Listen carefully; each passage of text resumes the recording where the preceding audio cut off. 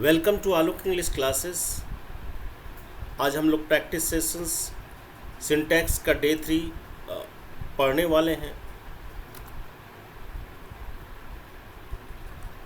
अब यहाँ पे देखते हैं कि fill in the blanks with suitable verbs choosing from the brackets, यानी ब्रैकेट्स में दिए गए वर्ब्स है उसको चुनना है।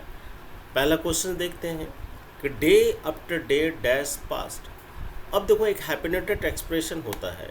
हैप्पीनेटेड एक्सप्रेशंस में क्या होता है, आपको ये नाउन सिंगुलर होता है, ये नाउन सिंगुलर हो गया, एन एस डाल सकते हो। ये क्या है, पी से प्रेपोजिशन हो गया। ये repetition of same singular noun, noun singular plus preposition after क्या है, अपने आप में प्रेपोजिशन है। और repetition of same singular noun, ये भी नाउन क्या है, आपको सिंगुलर है। और आगे का वर्ब जो होगा वो सिंगुलर होगा, याद रहेगा ना। Noun singular plus preposition plus repetition of same singular noun, आगे का वर्ब सिंगुलर होगा। आपको ऑब्वियस पता चल गया होगा, हैव होगा या हैज़ होगा। तो यहाँ पे ऑप्शंस क्या हो जाएगा, आपका हैज़ हो जाएगा। यानी कि दिन प्रतिदिन क्या हो गया, बीत गया। जैसे हम बोलते हैं कि चिट्ठी पर चिट्ठी आ रही है, लेटर आफ्टर लेटर। लेटर तो नाउन सिंगुलर हो गया, आफ्टर क्या हो गया, प्रेपोजिशन हो गया, repetition of same singular noun, फिर लेटर आया, आगे का वर्ब्स क्या होगा, सिंगुलर होगा, इसलिए letter after letter is coming. अब दूसरा क्वेश्चन जानते हैं कि दूसरा में age and experience dash wisdom to man. उम्र और जो है अनुभव जो है वैभव लाता है आदमी में। तो यहाँ पे देखो क्या ब्रिंग होगा या ब्रिंग्स होगा। एज क्या है, नाउन सिंगुलर है। एक्सपीरियंस भी क्या है, ये भी सिंगुलर है। जब दो सिंगुलर नाउन, याद रखना, जब दो सिंगुलर नाउन एंड से जुड़ा हो तो वो जो होता है उसके साथ वर्ब प्लूरल होगा। तो यहाँ पे V1 फॉर्म जो वर्ब होता है वो प्लूरल होता है, इसलिए यहाँ पे क्या हो जाएगा, ब्रिंग होगा। अब तीसरा नंबर का क्वेश्चंस को आप लोग सॉल्व कीजिएगा। ये पहले मैंने बताया है सेट 2 में। A black and red cow dash grazing in the field.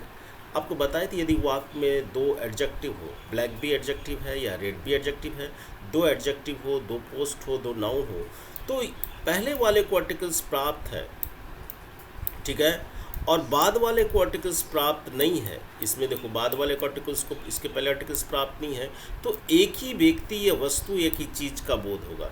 तो इसका मतलब क्या होगा, एक पूरा का पूरा इसको सिंगुलर माना जाएगा। यानी कि एक ही गाय जो है वो काली भी है और एक ही गाय जो है क्या है, लाल भी है। ग्रेजिंग इन द फील्ड, मैदान में चल रही है। तो यहाँ इज होगा या आर होगा, एक ही गाय से रिलेटेड हो गया, तो यहाँ पे क्या हो जाएगा, आंसर इज हो जाएगा। अब देखो नेक्स्ट 4 नंबर का क्वेश्चन चलते हैं। हर वेजेस डैश ₹2000 पर मंथ। माने कि अब वेज, देखो एक वेज होता है बच्चे, WAGE। एक वेज मन होता है युद्ध करना होता है, सॉरी। एक वेज मन क्या होता है, देखो यहाँ पे स्क्रीन पे नहीं आ रहा है। एक वेज मन क्या होता है, इसका मतलब होता है एस नहीं लगेगा तो इसका मतलब युद्ध करना। वेजेस में ने एस लग गया तो इसका मतलब होता मजदूरी। क्या होता है, वेजेस में एस लग गया तो यहाँ पे क्या हो गया, मजदूरी। और ये वेजेस में एस लगाता तो उसको जो होता है सजा भी होता है। देखो याद रखना कि वेज मैंने होता है वर्ब के फॉर्म में होगा तो युद्ध करना होगा। वेजेस में एस लग जाता तो वो मजदूरी भी होता, और वेजेस में एस लगता है, वेज में एस लग गया तो वो सजा भी होता। यानी कि एक वेजेस मैंने मजदूरी भी होता है और वेजेस मैंने सजा भी होता है। तो आपको सेंटेंस को पढ़ना है और इसमें देखना है कि आपका कहाँ मजदूरी का बोध हो रहा है और कहाँ पे सजा का बोध हो रहा है। अब देखो यहाँ पे तो यदि हम सेंटेंस को यदि सजा के सेंस में यहाँ पे देखें, उसकी जो सजा जो है 2000 रुपया प्रति मंथ है, क्या सूटेबल है, नहीं होगा। हम बोलें कि उसकी मजदूरी, हर वेजेस यानी उसकी मजदूरी 2000 रुपया प्रति मंथ है, तो मजदूरी के सेंस में होगा। यदि मजदूरी के सेंस में वेजेस मजदूरी के सेंस में होगा तो नाउन प्लूरल माना जाएगा। किसको क्या माना जाएगा, वेजेस को नाउन प्लूरल माना जाएगा। जब नाउन प्लूरल होगा तो वो आपका क्या होगा, प्लूरल होगा। अब देखो कुछ ऐसा वर्ड्स आता है कि oil and water dash not mix. देखो कुछ ऐसा वर्ड है ऑयल एंड वाटर, कुछ ऐसा वर्ड पेयर वाला भी वर्ड आता है, जैसे कि whisky and soda, honey and milk, ये सारा मिल करके जब एक साथ हो जाता है तो वर्ब सिंगुलर होता है। तो ऑयल अलग है, और यदि ऑयल में वाटर मिलाते हैं, जब दोनों अलग अलग सेपरेट, ऑयल भी से अलग हो जाता है और वाटर भी अलग आता है। सपोज करो कि यहाँ पे एक बीकर लेते हैं और यहाँ पे एक ऑयल है और ये लेवल वाटर का है। सपोज करो तो यहाँ पे ये ऑयल हो गया, ये लेवल वाटर का, तो दोनों अलग अलग दिखता है। यदि आप डालेंगे तो ऑयल और वाटर दोनों अलग अलग दिखेगा, तो ये कभी मिक्स नहीं होता। जब दो अलग अलग चीज़ रहेगा तो यहाँ पे क्या हो जाएगा, वर्ब प्लूरल का यूज़ करेंगे तो यहाँ पे क्या हो जाएगा, डू नॉट मिक्स हो जाएगा। ठीक है।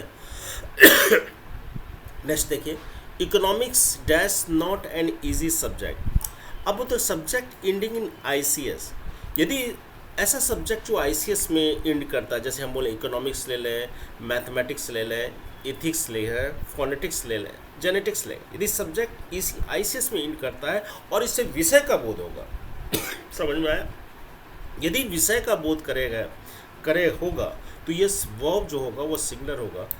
इसलिए यहाँ पे क्या हो जाएगा, economics is not an easy subject, economics एक आसान सब्जेक्ट नहीं है, इसलिए वर्ब यहाँ पे क्या हो जाएगा, इज का प्रयोग करेंगे।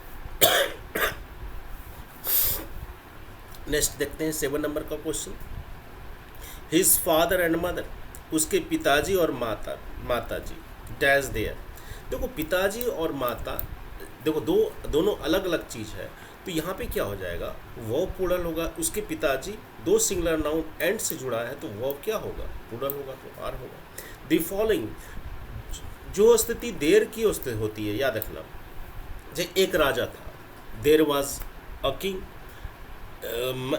तो नाउन के हिसाब से जैसा सब्जेक्ट रहता है उसी के अनुसार से आगे का वर्ब चलता है। द फॉलोइंग में नाउन यहाँ पे द लिस्ट है, द लिस्ट की फॉर्म में ये सिंगुलर फॉर्म में होगा, इसलिए आगे का वर्ब क्या होगा, यहाँ पे सिंगुलर हो जाएगा। इसलिए the following is the list of the books, यहाँ पे लिस्ट में एस नहीं लगा है, the following is the list of, यदि यहाँ पे लिस्ट एस रहता तो यहाँ पे क्या लगाना पड़ता, आर यूज़ करना पड़ता, क्योंकि लिस्ट यहाँ पे सिंगुलर फॉर्म में है, इसलिए यहाँ पे इज लगेगा। अब देखते हैं कि नेक्स्ट क्वेश्चन 9 नंबर में देखें, the price of the mangoes dash gone up, मैंने कि मैंगोज की कीमतें जो है वो बढ़ी है। अब देखो हम बताए थे कि जब वाक्य में, यदि वाक्य में एक प्रीपोजिशन हो, याद रखेगा, यदि वाक्य में एक प्रीपोजिशन हो या अनेक प्रीपोजिशन हो, फिर भी वाक्य में जो पहला प्रीपोजिशन होता है उनके पहले जो नाउन होगा उसी के अनुसार से आगे का वर्ब चलता है। आप यहाँ पे सेंटेंस में देखते हैं कि the price of the mangoes dash gone up. हमको तो, मुझे तो नज़र आ रहा है सिर्फ एक ही प्रीपोजिशन क्या है, ऑफ है, और भी तो कोई प्रीपोजिशन नहीं है। अब देखो फर्स्ट प्रीपोजिशन के पहले, ये पहला प्रीपोजिशन है और फर्स्ट प्रीपोजिशन के पहले हम लोग को देखना है कि प्राइस, ये नाउन क्या है। यदि प्राइसेस रहता तो नाउन प्लूरल होता, ये नाउन क्या है, सिंगुलर है। जब नाउन सिंगुलर होगा तो आगे का वर्ब सिंगुलर होगा।